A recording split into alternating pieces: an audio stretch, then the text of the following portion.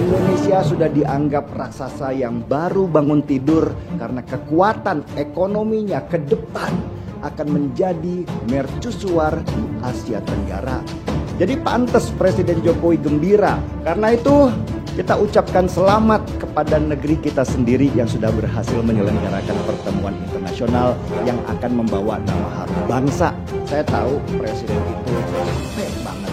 Mungkin karena saking capeknya dengan istirahat yang minim dan agenda yang sangat padat, Bu Iriana sempat terpeleset di tangga pesawat. Dan itu kemudian dirayakan oleh kadrun-kadrunista. Mereka tertawa bahagia gitu. Seolah-olah selama ini mereka itu emang nungguin Pak Jokowi atau keluarganya melakukan kesalahan. Tapi karena nggak ada kesalahan yang dilakukan gitu ya, ada Bu Iriana kepleset, mereka langsung pesta, langsung bahagia.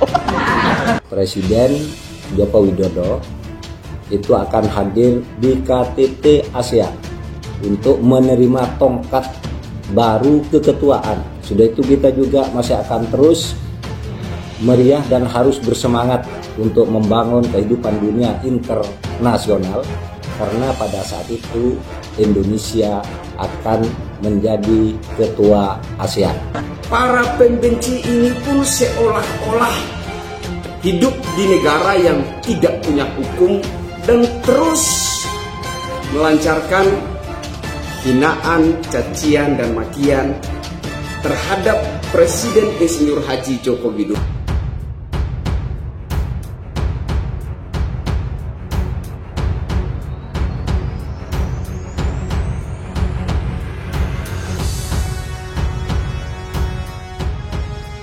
Ngeri, Mahfud cerita rakyat Filipina kagum sama Jokowi. Kadrun auto kejang-kejang. Orang bisa saja menganggap remeh Jokowi, mengatakan dia presiden kelemar-kelemar dan pelongo-pelongo. Tapi coba kita perhatikan bagaimana rekam jejaknya. Jadi wali kota 2 periode, di periode kedua berhasil mendapatkan suara sebesar 90,09%, mengalahkan Edi Wirabuni, calon yang diusung oleh Partai Demokrat. Kemudian Jokowi terpilih jadi gubernur DKI. Dan untuk mendapatkan posisi itu, lawan tandingnya bukan politisi receh sekelas Mardani Alisera atau Neno Warisman, tapi petahana Fauzi Bowo. Al-Fauzi ini tidak hanya sekedar incumbent kala itu, ia juga didukung oleh 10 partai, diantaranya PKS, Golkar, PPP, PKB, PAN, dan Demokrat, serta dengan logistik yang tidak terbatas. Selanjutnya Jokowi berhasil terpilih jadi presiden 2 periode, mengalahkan Prabowo. Yang semua sudah tahu kalau Prabowo itu adalah orang kuat. Ia ketua umum sekaligus pendiri Partai Gerindra, mantan menantu Soeharto, pensiun dari tentara sebagai letnan jenderal serta punya logistik yang menggunung. Tapi masih juga tumbang ketika berhadapan dengan Jokowi. Dan lucunya sekarang posisinya justru terbalik. Kalau dulu Prabowo mengusung Jokowi sebagai cagup DKI, kini ia jadi anak buah orang nomor 1 di Indonesia tersebut sebagai Menteri Pertahanan. Ketika jadi menteri, Prabowo pun merasakan bagaimana leadership seorang Jokowi, sehingga ia tanpa malu berkali-kali memuji Bapak Kaisang itu. Suatu hari Prabowo pernah mengatakan Jokowi sebagai the right man as the leader in the bad times di masa pandemi Covid dulu, yang mana menurut Om Prak, Jokowi tetap tenang dan memikirkan rakyat kecil di tengah situasi krisis, yakni dengan tidak tunduk pada tekanan WHO untuk menerapkan lockdown. Sehingga keputusan itu membuahkan hasil, Indonesia menjadi salah satu negara yang sukses menangani pandemi corona.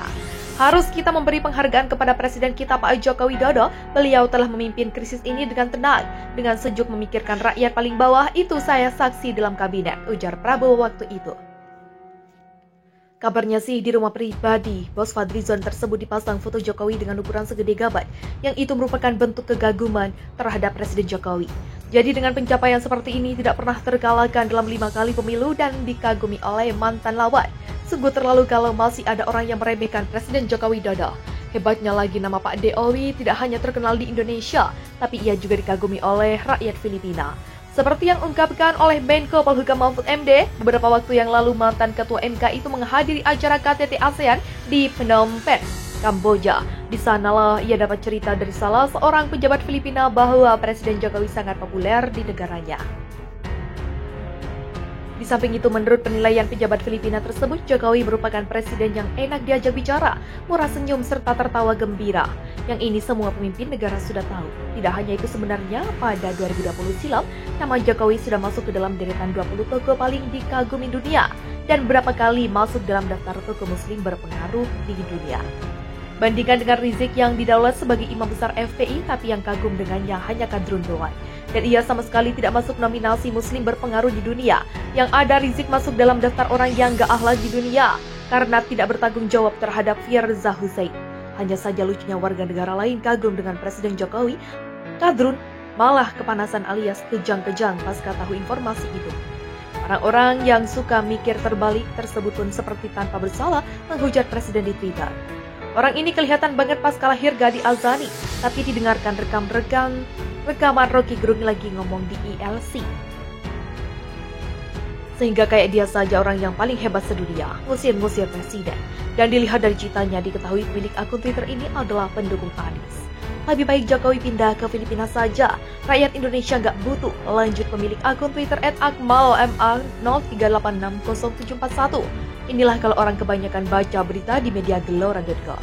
Gak tahu kalau Jokowi itu dipilih oleh 85,03 juta rakyat Indonesia. Diketahui pemilik akun Twitter ini juga merupakan buzzer Anies. Tahu apa dia tentang Mahfud, kok tiba-tiba langsung duduk kayak gitu. Ketahuan banget kalau pikirannya pendek. Dan setelah ditelusuri akun Twitternya, ternyata ia juga merupakan pendukung Anies dan PKS. Jadi ketahuan kan bagaimana barbarnya kelompok sebelah di dunia maya. Ngeri, pada dasarnya mereka mendukung Anies bukan karena mantan gubernur DKI itu berprestasi, tapi karena benci Jokowi.